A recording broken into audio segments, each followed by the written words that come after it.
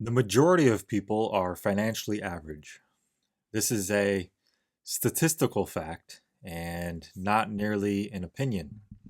There will always be a top 10% and a bottom 10%, no matter the figures of money. This is a paradox we can't escape. An ever growing wealth gap cannot circumnavigate percentages of population distribution. It's reality. I think it would be in one's best interest to keep this fact tucked tightly away into the back of one's brain, yet not to dwell on the fact that there will always be someone making money faster than you. You can't magically swap places with someone. You can only achieve from yourself, so why stress that fact? Having said that, I do believe there's not much competition. Take a look at consumer debt for starters.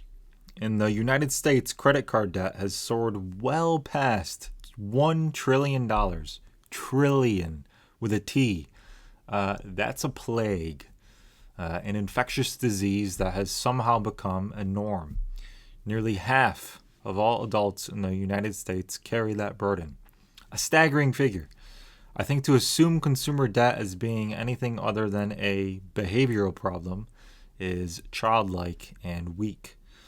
This country is remarkably rich and prosperous. The wheels of capitalism have never turned with ease as much as they have today. There has been no better time to be alive in America than today. Those who take it upon themselves to identify as a victim in a system that allows them endless upward mobility have failed themselves. They have lost before starting. Those kinds of people have handcuffed themselves willingly. Automatic losers. They're nothing more than an endless supply of easy to beat competitors. Those people are your competition. I think it's important not to be someone with the impulsivity of a child buying useless things that they can't afford, so they have to put it on a credit card. Uh, to what degree it's genetic, I could not tell you. But it's very important to have basic financial self discipline. Very important. If everyone is operating under the same inflation rate and, lack of real world wage increases and increased general cost of living, then everyone is already equal. What do I mean by this? I mean, everyone is already operating under an equal playing field. So it's a wash. It holds no meaning. If everyone is a victim, then nobody is a victim. It would be remarkably useless to blame the system for your troubles. Who are you going to point your fingers at, anyways? Your neighbor, your family? You can blame the government all you want, but the government was never there to lift you up to begin with. It's a meaningless, endless cycle of victimhood. The only person you can blame for your troubles is yourself. That's it. That's the bottom line. That's the only rational, meaningful mental framework that's going to lift you up. You have to take personal accountability and responsibility. It is not sophisticated to spend less than you earn and keep the difference.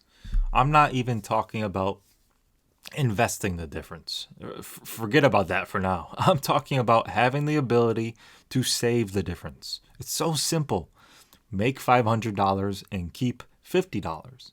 It's elementary, brutally basic. Yet most American households can't do it. And it's a real shame. It's sad. If you're in your 20s and still confused, allow me to lay it out for you.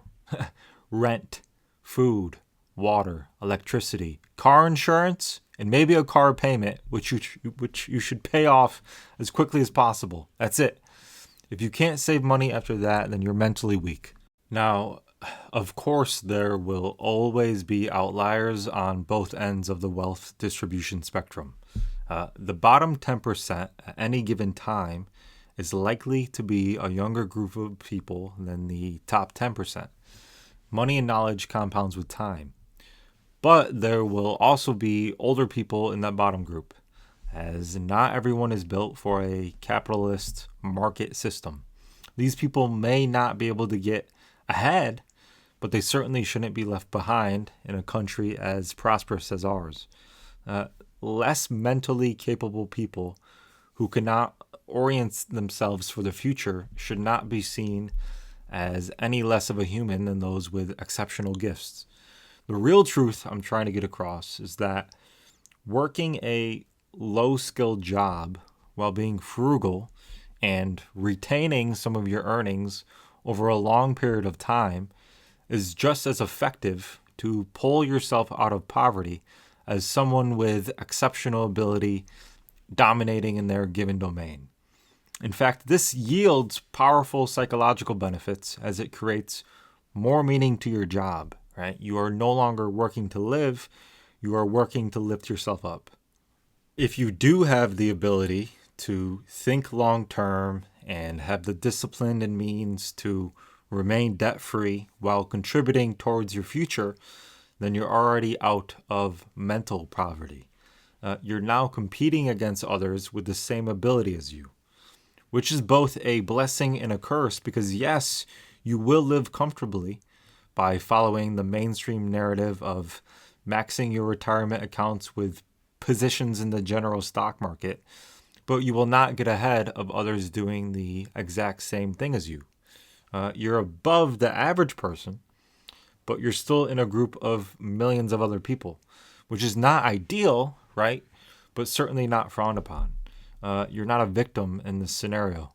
One of the beautiful things about our capitalist society is the freedom to play in it however you choose. You can choose to be a forever victim and become left behind, fragile, and full of animosity, or you can grab the bull by the horns and compete to lift yourself up to the upper echelons. There's nothing immoral or illegal about trying to get ahead. Money does, in fact, not grow on trees. The resentment towards those who are better off from the have-nots is not grounded in reality. Wealth is intentional and rational. A lot of people hide behind a shadowy veil of ignorance. Great things do not just happen. They are always conscious decisions.